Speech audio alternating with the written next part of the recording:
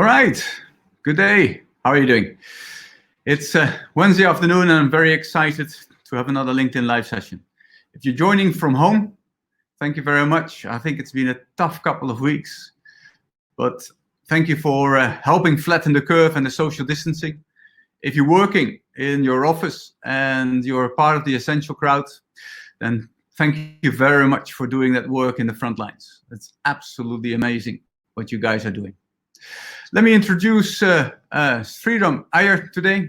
He's going to join me as the specialist for HR technology in Singapore. Sriram has been there for quite a few years and has been publishing his HR tech market map for a number of years. Sriram, welcome. Thank you very much, Paul. Thanks for having me over at your session. No, I'm very, very excited. I think a lot of the viewers and a lot of our followers would be very interested to see what's happening out there in the HR tech space.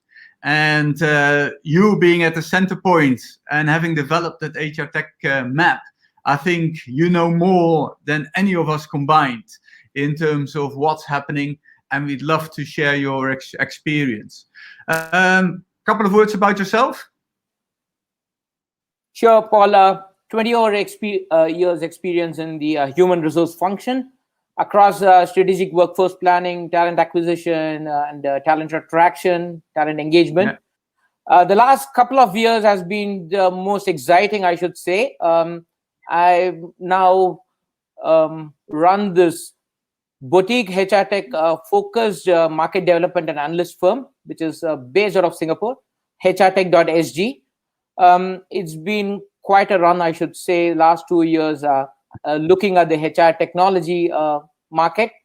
I've been doing this now for over 2 years, and the market map is now in the second year, and received very well by the public this time. Yeah, I'm sure, because it's such a wonderful opportunity to get an overview of what's out there. So tell me a little bit more about how this started, Sriram. Tell me a little bit more about. Let me just share the map as well, so people can see what we're talking about. Sure. The original creator of the map is actually Adrian Tan, and then a couple of years back, we caught up and then said, "Hey, let's work together on this and try to make it a lot more, specifically targeting more categories that would be helpful to the HR folks, to the HR fraternity in specific." So our goal is very, very simple. If a human resource leader wants to look at a HR technology solution, they look at the map and then they get to know what are the various solutions available that can be integrated with their existing systems or implemented as a new system, and then look at the various options. See, today the key aspect is there are hundreds of solutions available, but the HR folks are not aware of the tools that are available, and that's why this attempt to come up with an exhaustive HR tech market map. Fantastic. So just for me to clarify, this is just about HR technology companies that are based in Singapore? This includes over 160 solution providers servicing the Singapore talent marketplace. So this includes both local homegrown Singapore solution providers plus overseas providers that have entered the Singapore marketplace. Well, as a result, because for our audience who are primarily logging in from Asia, and also some of our guests from Africa, these are all providers that should be able to serve those countries. Is that correct? Yes, almost all of them are cloud-based solution providers. Maybe if you take a payroll service provider, they might not have the capability to service multiple locations, but the rest of them, since they are cloud-based SaaS providers, should be able to service anywhere. Okay, got that. So what have you seen in terms of the HR tech space and how that has developed in your view over the last couple of years? So when we compare with the previous years, what we realized was, after talking to a lot of the HR folks, we found the need to identify more subcategories. So today, if you see the market map has got 8 broad categories: the acquisition, HRMS, engagement, development, operations, rewards, analytics, and planning. But if you look at it, even within talent acquisition, you have an applicant tracking system, you have the sourcing solution providers, you have the screening solution providers. But what we decided to do was, hey, let's break sourcing screening into subcategories so that if someone is really looking at a gamified assessment provider like TalentGames, they are able to spot easily. If someone's looking at a video interview solution provider, they're able to identify, TalView.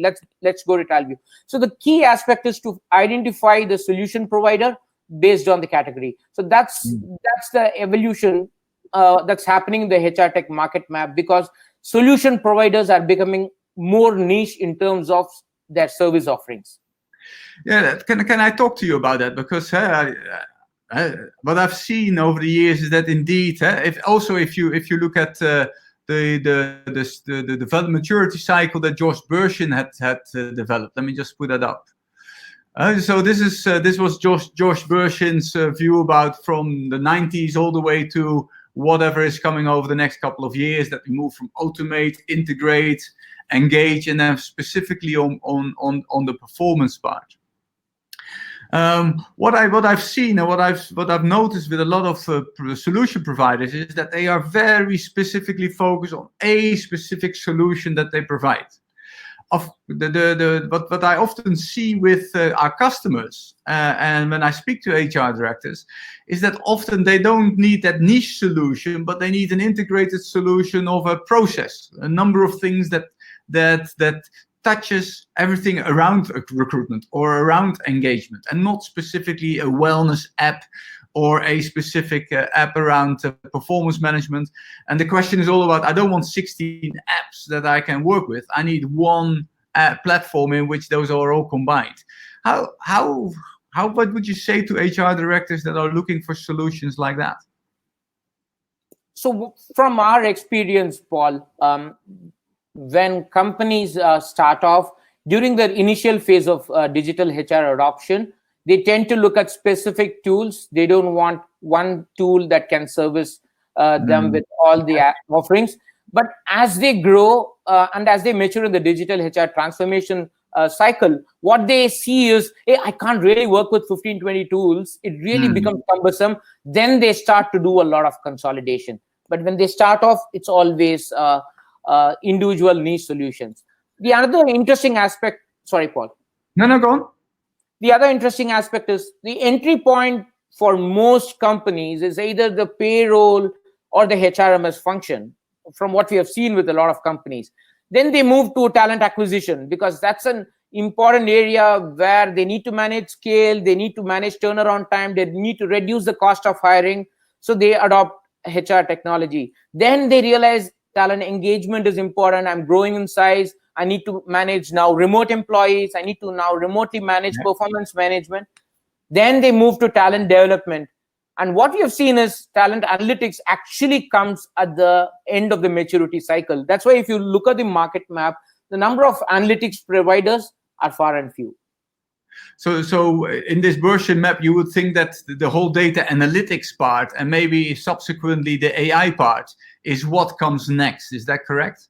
That's right. I would say, yeah. So what kind of glimmers do you see now in terms of the providers that you talk about, the stuff that they're developing, that you think would become mainstream, that we at the moment think, oh my God, how is this ever going to work? And in 5 years, it will become mainstream. Is there anything out there that you predict will follow that route? Well, if you really ask 5 years back, most companies did not have any sort of a recruitment tool, maybe just an applicant tracking system, and an applicant tracking system which probably had only a text search and not even contextual search. But today, if you are looking at it, we've got intelligent applicant tracking systems that's got parsing capabilities, AI capabilities that can search and rank the candidates based on their fitment to the job description. You've got new solutions like Textio or some of those which can remove gender bias or any type of bias from a job description. If you look at in terms of job boards, that's an interesting field, right? I mean, 2 years, even a couple of years back, most recruiters would probably go to a Monster or a Glassdoor for doing the job postings. Today, if you look at it, recruiters are looking at specific job boards for meeting the requirements very, very specifically. So if you look at the market map, that's why we got in non-PMET, which is non-professionals, managers, executive technicians. That's a very Singapore-specific terminology, more of blue-collared workers. We got tech hiring, some of millennial hiring. So some of these new categories, because recruiters today are going in for very, very specific job boards to meet the requirements. There's one specific job board in India, which is very, very focused on only digital marketing roles. So job boards are becoming really, really specific. So from generic 5 years back, now they have become very, very specific. Yeah, so similarly, 3 years ago when we started, nobody was doing gamification for recruitment. Yeah, and actually in 3 years' time, if you've seen that development, even in a country like Pakistan that's so-called behind the curve, you've got about 20 to 25 companies are now implementing gamification of their recruitment process. So you really see that adoption curve very, very, very quickly. And in my experience, in any of those technologies, if there's one element that is taken over, then subsequently everybody will follow. It's like I always say, certainly also on our solution, is that if you don't innovate in the recruitment, in the employee engagement experience, or in the candidate experience, if you don't innovate, you very soon, and others do, then very soon you will look like a dinosaur. I agree with you. Is that what you see as well? That's right. One of the key things when we were having the pre-discussions, right? One of the questions that you came up, Paul, was, is this a one-off exercise? Well, actually, it's a year-long exercise. The number of HR technology companies that probably close shop or that gets acquired is really high. So we need to constantly keep tracking this market to find out what's happening, what's hot, and a lot of the service providers reach out to us to find out more insights about the market. So tell us a little bit. Let's go to the recruitment tech space. Tell me a little bit more about recruitment tech. What is it? What's happening in this space? What kind of diversification are you seeing happening? How do you see the future in this? Okay. A key aspect which I'm sure all of you would have noticed is that over 50% of the players are in the TA category. Okay. So from a Singapore perspective, and it's true with a lot of other markets, we see a lot of solution providers in the talent acquisition space.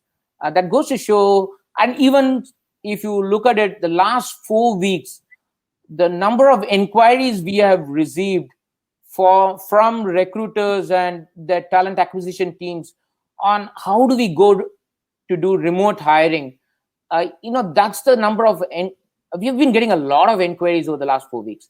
So if you look at it, the key aspect is, take for example, a candidate who's looking for a job. He comes onto the job board, he gets a job, and he goes out of the market, and he isn't active on the job board. So what do job boards do? If you look at the market map, you would see there are companies in the referral category. So companies like Jobs.7, Intro Please, and Wanted, what they decided was, let's use the same set of candidates and start getting referrals from them of other candidates. So that way they retain them in the job board and actively engage with them. Yeah. Next, you look at background check. Background check used to be monotonous, manually driven process.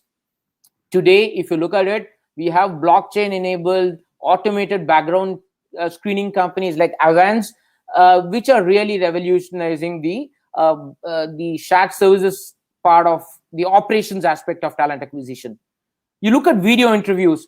Companies like Talview are now across the globe. People are using video interviews seamlessly now to interview candidates and screen them wherever they are. I mean, earlier they used to probably... Can I ask you a question? Because the video interview space is two parts. One is the video interview space where people are still assessing the candidate and reviewing the video. The next one is, of course, where an algorithm is assessing you as a candidate. What's the latest on in terms of the credibility of those tools? Not just in terms of making the right decision, but also in terms of how the candidate views these robo interviews from your perspective. Candidates these days are really open to it.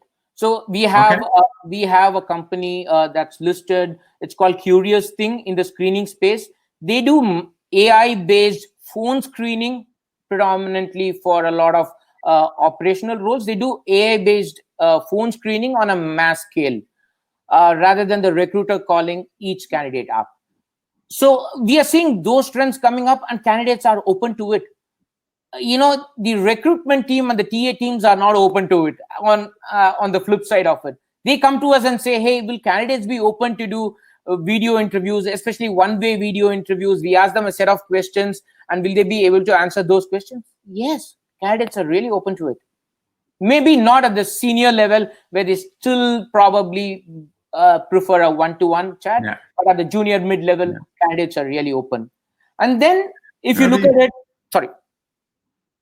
No. Similarly, certainly, as the need of the hour is to we called it yesterday social distancing, virtually engaging. Yeah? So how can you still engage candidates in a virtual manner whilst the COVID-19 crisis is going on? And I think some of the solutions that we've developed and recently launched is a complete end-to-end from attraction all the way to onboarding. A complete process in which we can virtually engage the candidate and continue the process despite the fact that you actually never have to physically meet.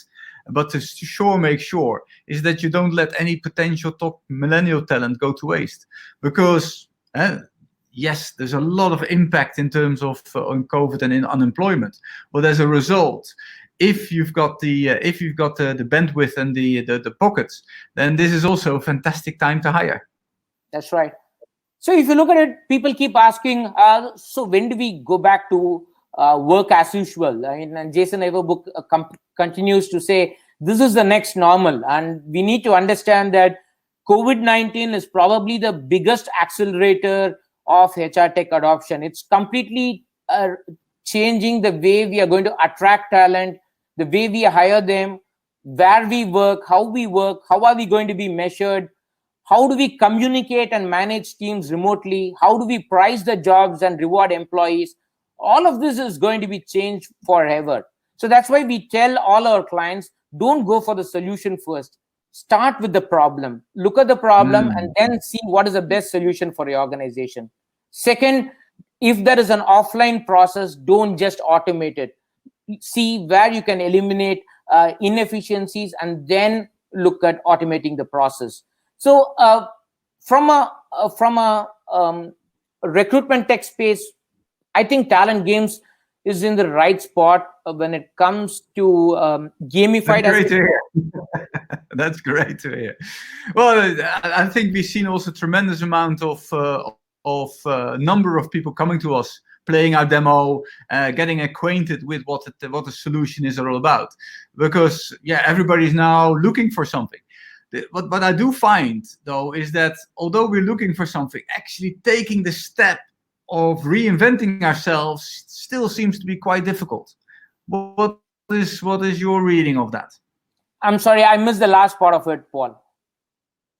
I said that despite the fact that everybody knows that we have to adopt these new tools, and people are interested in exploring and see what's out there, I still feel that the willingness to reinvent themselves and adopt is still a little bit hesitant. Why do you think that's the case? The reason is, let's take Singapore, for example. Singapore is really ahead in terms of digital. Why do you think that's the case? Sorry?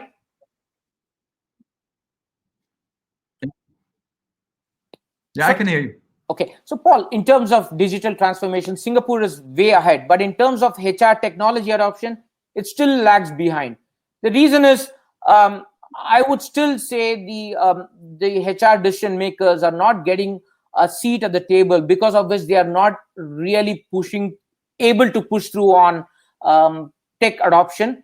But I see that changing right now substantially. A lot of HR leaders are using the current crisis to completely change the mindset. The current mindset of most HR folks and most leaders is, hey, we don't need to automate it. We don't need to look at AI for HR. But I think it needs to start with a mindset change. That mindset change has really started happening. It's not happened because of the CEO or CTO. COVID-19 is actually changing that mindset. Good point. Good point. In terms of just also for other HR directors and talent acquisition guys that are and girls that are watching, what is the benefit of actually using a solution provider that is based within the geography? And so there's a lot of American solutions out there. There's a lot of European solutions out there. There's slightly less number of Asian or African solutions out there. Is there any benefit as a Singaporean company or as a Vietnamese company or as a South African company to actually use a solution from their geographical space? Look, as long as the solution is able to meet the requirements, I think companies are okay to leverage them. Okay. Where they originate from is not a concern, actually. So if you look at a lot of the service providers who are really doing well in Singapore are probably those which have come from outside Singapore. You need to understand the customer's requirement. That's enough. Okay. Well, my personal experience is actually slightly different because what I've seen in terms of the clients that we interact with, the ability to understand markets in Asia is very different than if clients understand requirements. Is different than if you're sitting in Silicon Valley and have to think about what the Nigerian solution has to look like. And then the ability to adapt to that Nigerian solution or to that Bangladeshi solution is sometimes not possible in these large global Californian-based tech companies. But I see that more possible in Indian, Singaporean, or in our case, Pakistani, Singaporean companies. So, Paul, you're right. I mean, I think both of us are saying the same thing. The companies are open to it. They don't look at the origin of the solution.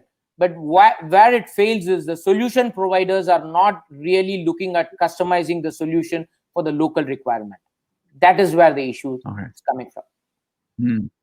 So if I'm an HR director and I want to identify the best HR tech solution, what are the 2-3 steps that I have to do?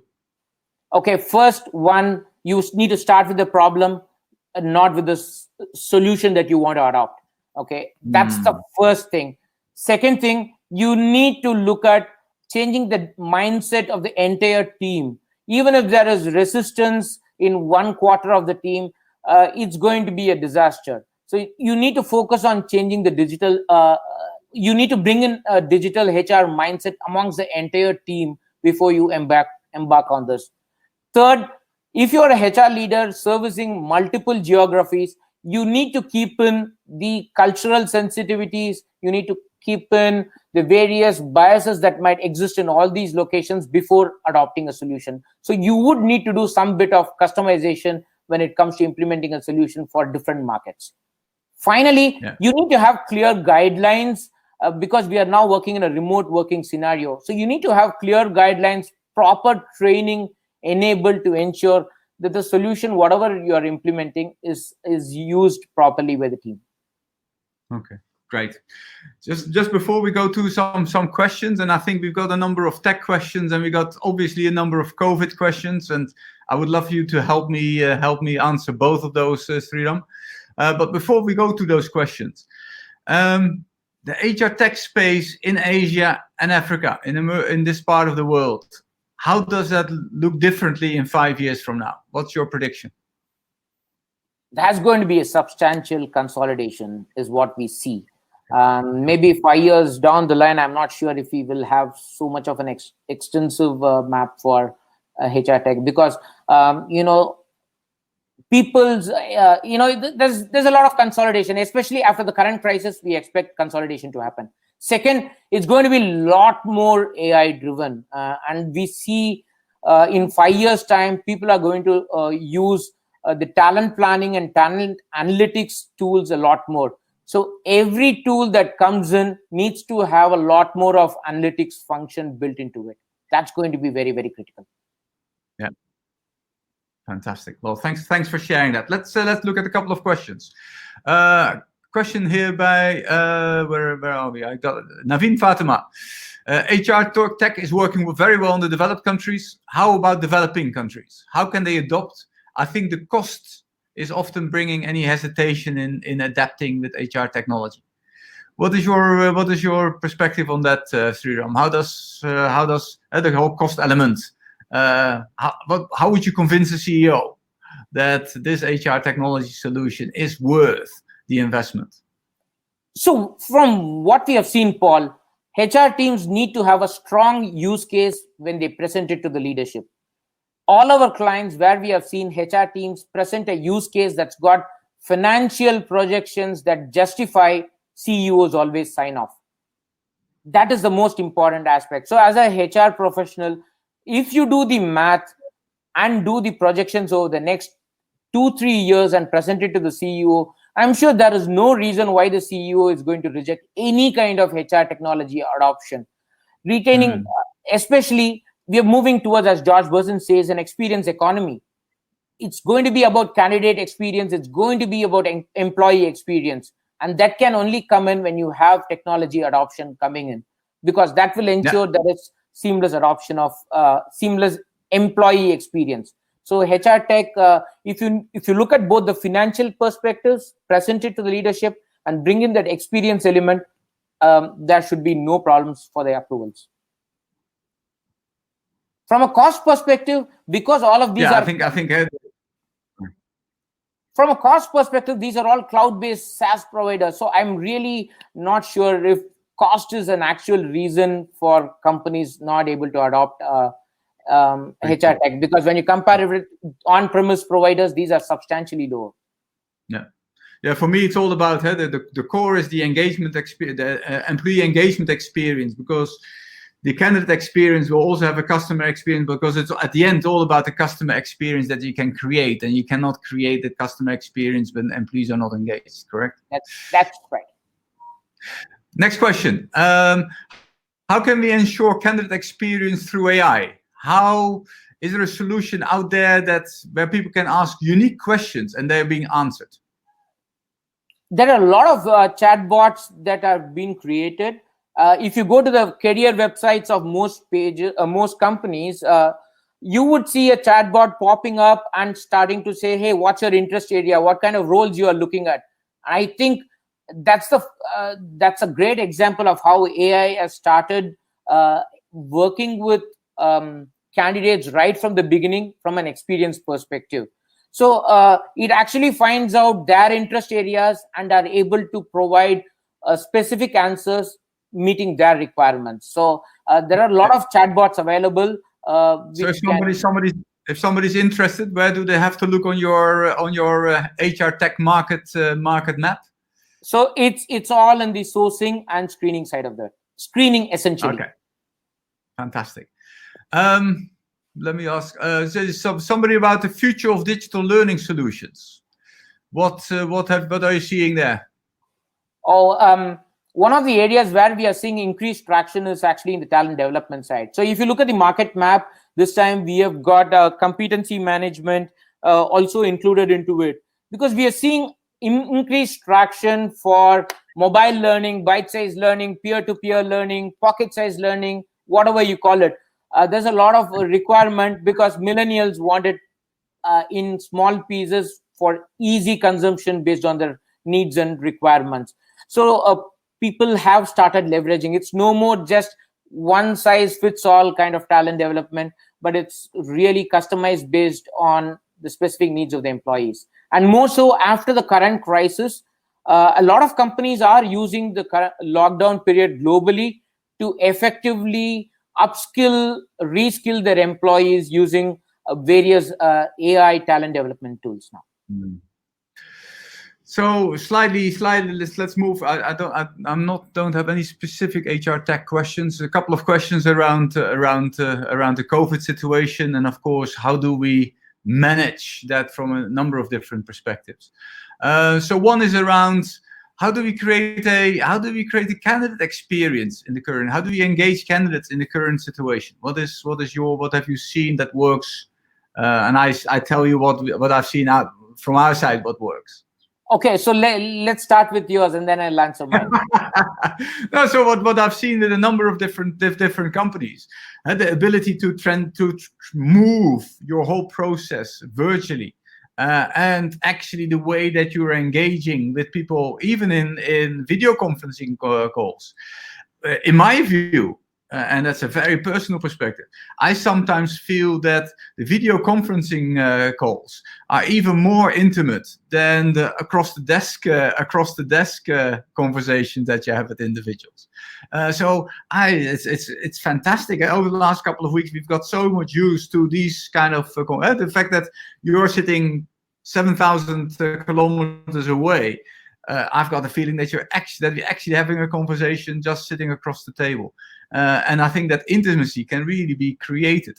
And from my perspective, taking the candidate experience online and virtually, as long as there is, at some stage, there is a face that they can speak to, I think that can work very, very well. I agree with you, Paul. Just to add on to that, what we have seen is companies which have not used any kind of TA tool, recruitment tech tool, are struggling at this point of time, because candidate experience is really going for a toss. Let's look at the gamified assessment space that you are in, Paul. What we have clearly seen is when you have some of these assessments, especially gamified assessments, it's a lot more candidate engaging, and candidates actually love that. Instead of a monotonous face-to-face Q&A discussion with the interviewer, if we are actually able to have gamified assessments, it works positively for the companies, because they are able to identify the right fit talent that meets their culture requirements and their requirements, and the candidate also really has a positive impression about the hiring organization because of those engaging assessments. So I think companies have to take the small step and then progress, step by step. Most companies again fail because they want to go the full hog in one step. Maybe that's not the right approach. Start with a gamified assessment, then probably move to a video assessment, then you do everything sequentially. Yeah, got that. Thanks for sharing that. So in terms of the companies that are working in Singapore, the companies that maybe your own companies, what do you see has worked in motivating employees during this COVID-19 work from home scenario? Sorry, there's a question by Muzamil. Sorry, I have to make sure that I do the source. Muzamil asked that question. Okay, so if you are a HR leader, and if you are looking to manage remote employees, a lot of things that we need to do immediately. One is we need to have structured daily check-ins and continuous engagement with employees. And that's why if you look at the market map, we have a section on employee onboarding. Today, you have to do virtual onboarding. You cannot look at a physical onboarding. Employee communication needs to be seamless. It cannot be just over a WhatsApp. It needs to be continuous. Are you using tools like Zippy for seamless communication with them? Performance management. Most companies have come back and say, hey, how do I measure the productivity of employees? You need to get a 360 degrees online continuous performance management. So establishing structured daily check-in employee engagement is important. Second, you need to have easy technology communication with the employees. Third, there needs to be rules for engagement. You need to have a process for everything. Otherwise, people are going to struggle to find out how to go about it. Earlier, if they had a query, they would probably walk across to the HR team member and ask them the query. Today, it's not going to be possible. So you need to have rules of engagement clearly. For new joiners, probably you need to create small videos on what are the various tools that are available in the company which they have to use, because there is going to be no more day one employee onboarding presentation that's going to happen. 3, 4, you need to look at encouragement, social support, employee well-being. And while I mentioned it's the last, I think that's the most important.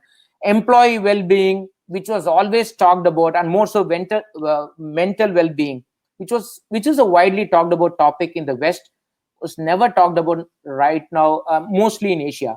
But now we see a lot of companies coming forward to find out, how do I do employee wellness management remotely? Can I build on that? Because certainly in this, my experience that I advise clients on, but also that I see now in my company, two things that have really struck me. And building on this wellness element, obviously there's a lot of stress because working from home, I don't see my colleagues. How's the business going to survive? There's a lot of stress going to be around business continuity. And I think as managers and as leaders, we have to be extremely transparent in terms of what is ahead of us and what people can expect. I give you a very personal example. As a result of this COVID-19 situation, a lot of payments are not coming in because finance departments are closing down, etc., etc. We're not as sophisticated as Singapore that everything goes through electronic banking, and as a result, my ability to pay salaries is severely compromised. But it is about being transparent and sharing with the team that this is the situation. It's not something that I'm creating.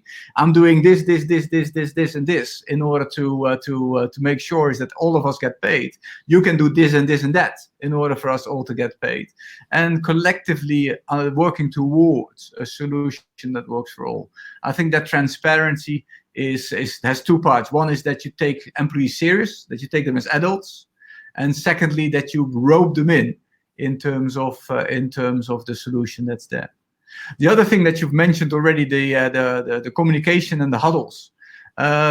We've now instilled a daily, an hour huddle for 30 minutes with one team, 30 minutes with the other team, a little bit of overlap with the whole company. And what I've seen is actually that the collaboration and the relations have actually been positively impacted. So I really feel that because of this daily 1 hour that we spend together, there's actually quite a bit of camaraderie that is developing, and quite a lot of creative ideas are actually being floated that I found that earlier was actually less the case. So again, maybe it's easy for us to talk about because we're in a business where you can manage things electronically, and if you're in a textile business or in a restaurant business, etc., it's obviously a retail space. It's a very different kettle of fish. What's any views that you think is I've got two more tech questions, but I think let's end up on the corona side because I think that's still on everybody's mind. 3 years from now, 3 years after corona, so 3 years AC as they now call it. What are the HR practices going to look like in your view? Are we going to go back to the old normal of the old way of working?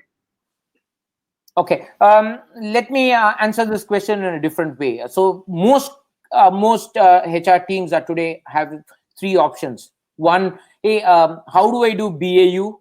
Second, the survival of the organization. I need to do this for survival of the organization. Third is, how do I create a competitive edge? While we focus on the first two, I think we need to look at the third aspect of how do we create a competitive edge, AC, after corona, as you call it. This is a great time for each one of us to create that competitive edge. And that competitive edge can only come in by tech adoption by HR teams.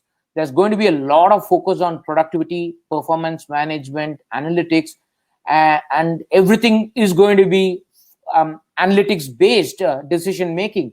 So you need to have technology adopted in a big way by HR teams.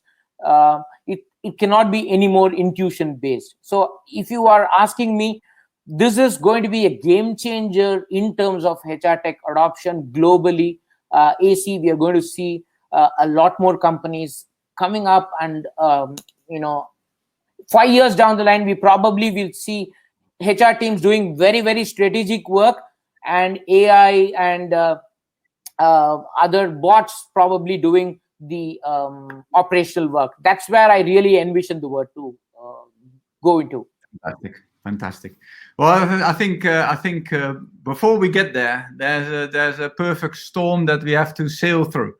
And I wish you in Singapore, I wish all our viewers a lot of wisdom, a lot of strength, and a lot of sanity in order to sail safely through that COVID-19 storm.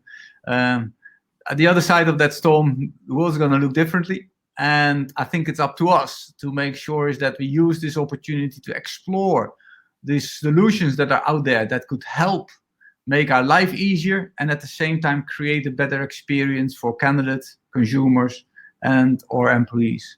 I've got a couple of other questions from Sajjad, from Khalid, and from Tala that actually will share with you on an email, Sriram. Maybe we can answer them on the comment feed that will be there when we go when this recording is being shared. I'm going to tag you to those questions. Will be great if you can answer them to those. But for now, thank you very much. It was an absolute delight to have you on board. Stay safe, stay sane, and let's make sure is that we continue to reinvent the HR space. Thank you very much, Sriram. Thank you, Paul. It was an absolute delight. Cheers.